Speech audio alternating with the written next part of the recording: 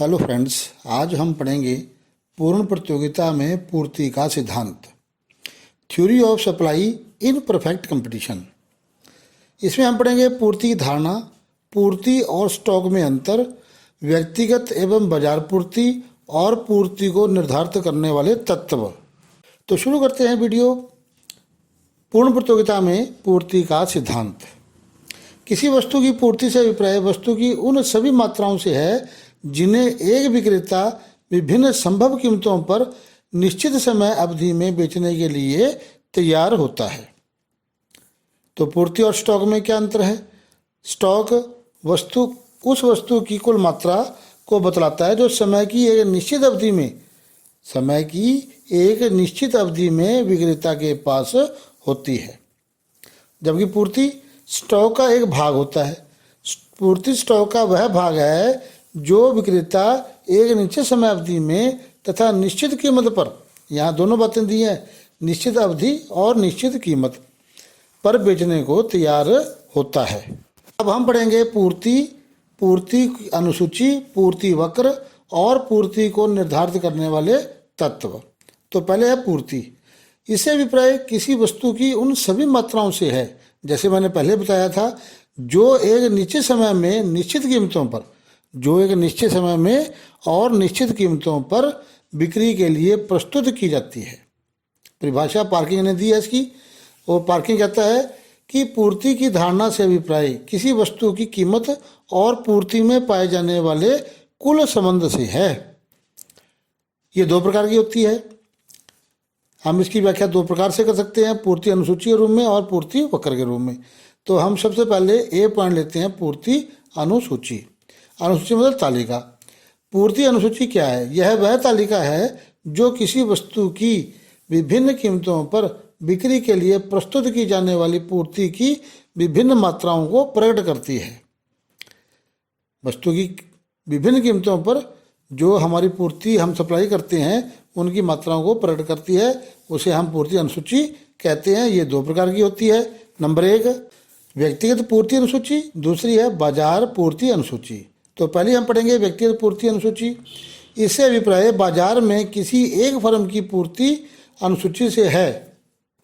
व्यक्तिगत पूर्ति अनुसूची एक फर्म द्वारा विभिन्न कीमतों पर की जाने वाली पूर्ति को प्रकट करता है। इसे हम तालिका से स्पष्ट कर सकते हैं। आपके स्क्रीन पर तालिका दी है जिसमें एक तरफ आइसक्रीम की कीमत और दूसरी तरफ मात्रा को दिखाया गया है। आइसक्रीम की कीमत हमने दी है 5, 10, 15, 20 और 5 रुपये कीमत पर जो है कोई भी विक्रेता पूर्ति नहीं करता। जब 10 रुपये कीमत हो जाती है तो 10 इकाइयों की पूर्ति करता है, और जब 15 रुपये हो जाती है तो 20 इकाइयों की जो है सप्लाई करता है, पूर्ति करता है। इस प्रकार से हम देखते हैं कि जैसे जैसे कीमत बढ़ती जाती है, पूर्ति की मात्रा की जो सप्लाई पूर्ति है वो मार्केट में कर दी जाती है। तो अब इसके हम नीचे व्याख्या दी हुई है, व्याख्या करते हैं। जब कीमत 10 रुपये हो जाती है तो आइसक्रीम की पूर्ति 10 इकाइयाँ होंगी। इसी प्रकार कीमत 20 रुपये होने पर पूर्ति बढ़कर 30 इकाई हो जाती है। अतः व्यक्तिगत पूर्ति अनुसूची वह अनुसूची है जो अन्य बातें समान रहने पर एक फर्म द्वारा किसी वस्तु की कीमत और बेची जाने वाली मात्रा के संबंध को प्रकट करती है। अब दूसरा पॉइंट आता है बाजार पूर्ति अनुसूची। तो बाजार पूर्ति अनुसूची, इससे अभिप्राय बाजार में किसी विशेष वस्तु का उत्पादन या पूर्ति करने वाली सभी फर्मों की पूर्ति के जोड़ से है। इसे अभी हम तालिका से स्पष्ट कर सकते हैं। आपके स्क्रीन पर तालिका दी है जिसमें वस्तु की कीमत दी हुई है, फर्म ए द्वारा की गई पूर्ति, इसी पर फर्म बी द्वारा की गई पूर्ति, और दोनों को जोड़ करके जो भी आती है वो बाजार पूर्ति आपकी दिखाई गई है। तो जब वस्तु की कीमत 5 रुपये थी तो ना तो फर्म ए और ना ही फर्म बी कोई पूर्ति करती थी, कोई सप्लाई नहीं करती थी, मार्केट में अपना सामान नहीं भेजती थी। लेकिन जब कीमत 10 रुपये हुई तो फर्म ए ने 10 इकाई की पूर्ति की, जबकि फर्म बी ने 5 इकाई की पूर्ति की। इस प्रकार कुल पूर्ति बाजार पूर्ति 15 इकाई हुई। इस प्रकार से जैसे जैसे वस्तु की कीमत बढ़ती है, फर्में अपना उत्पादन जो है वो मार्केट में भेजती हैं। जैसे जैसे कीमत बढ़ती जाती है वैसे वैसे बाजार पूर्ति भी बढ़ती जाती है। दूसरा आता है पूर्ति वक्र। अभी हमने पढ़ा पूर्ति अनुसूची, अब हम पढ़ेंगे पूर्ति वक्र। पूर्ति वक्र पूर्ति अनुसूची को ग्राफ के रूप में प्रकट करता है। एक चित्र बनाते हैं, उसे हम पता चलता है कि किस दिशा में पूर्ति की गई है। इसके द्वारा किसी वस्तु की कीमत और पूर्ति की मात्रा में घनात्मक संबंध प्रकट करता है। ये भी दो प्रकार का होता है, व्यक्तिगत पूर्ति वक्र और बाजार पूर्ति वक्र। तो पहला है व्यक्तिगत पूर्ति वक्र। व्यक्तिगत पूर्ति वक्र बाजार में एक फर्म की पूर्ति अनुसूची का ग्राफिक प्रस्तुतिकरण है।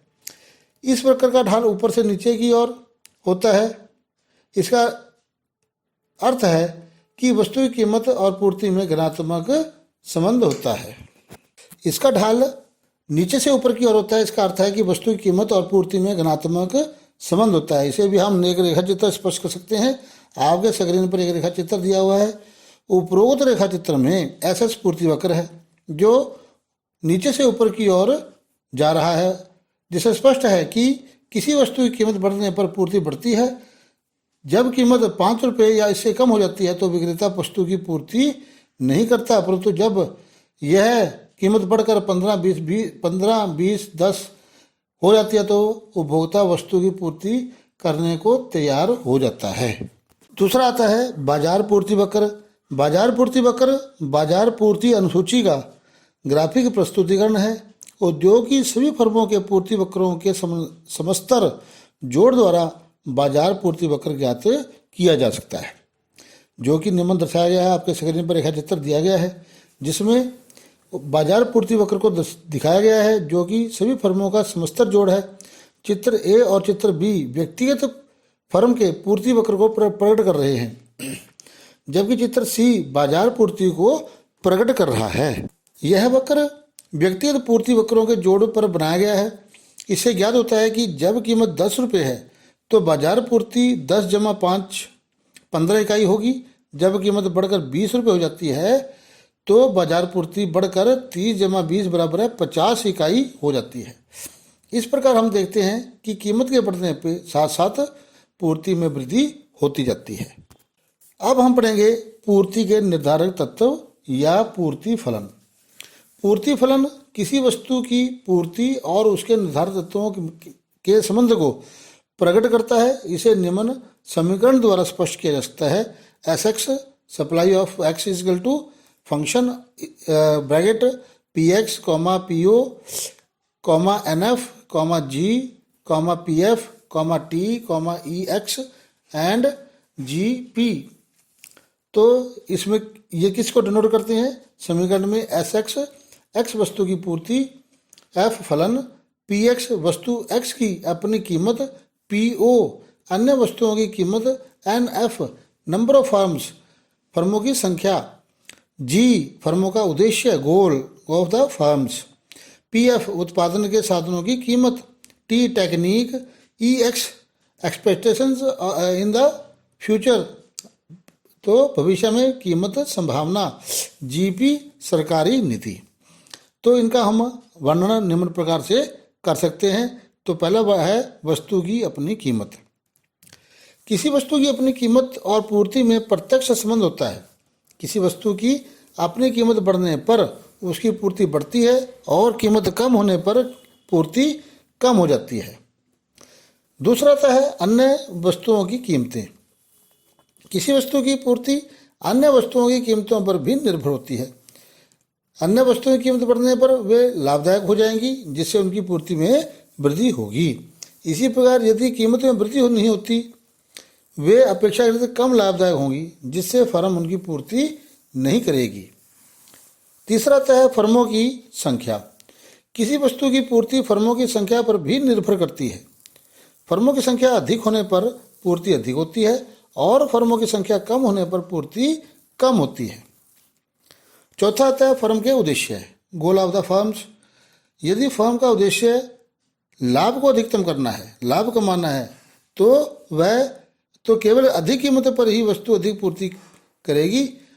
और अगर इसके विपरीत भी फर्म का उद्देश्य बिक्री, रोजगार आदि को अधिकतम करना है, तो वर्तमान कीमत पर भी पूर्ति अधिक की जाएगी। पांचवा आता है उत्पादन के साधनों की कीमत। वस्तुओं की पूर्ति पर उत्पादन के साधनों का भी प्रभाव पड़ता है। उत्पादन के साधनों की कीमत कम होने पर उत्पादन की लागत कम हो जाएगी, जिससे पूर्ति में वृद्धि होगी। इसके विपरीत उत्पादन साधन की कीमत में वृद्धि होने पर उत्पादन लागत बढ़ जाएगी, जिससे पूर्ति में कमी होगी। छठा पॉइंट आता है टेक्निक में परिवर्तन।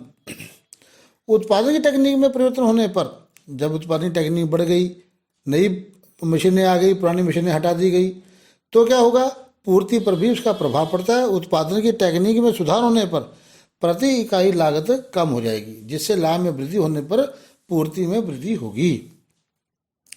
सातवां पॉइंट आता है भविष्य में संभावित कीमत। जो कीमतें हैं वो भविष्य में कैसे रहेंगी, अधिक होंगी या कम, इसका भी पूर्ति पर प्रभाव पड़ता है। भविष्य में वस्तु की कीमत में होने वाले परिवर्तन की संभावना का भी पूर्ति पर प्रभाव पड़ता है। यदि भविष्य में कीमतों में बढ़ने की संभावना है तो पूर्ति कम हो जाएगी। इसी प्रकार भविष्य में कीमत कम होने पर पूर्ति बढ़ जाएगी। आठवां पॉइंट आता है सरकारी नीति। सरकार की कर व अनुदान की नीतियों का भी बाजार पूर्ति पर बहुत प्रभाव पड़ता है। अप्रत्यक्ष करों में वृद्धि होने के कारण पूर्ति कम होती है और अनुदानों के कारण, अनुदान मतलब सहायता अर्थ राशि दी जाती है, के कारण पूर्ति में वृद्धि होती है। धन्यवाद।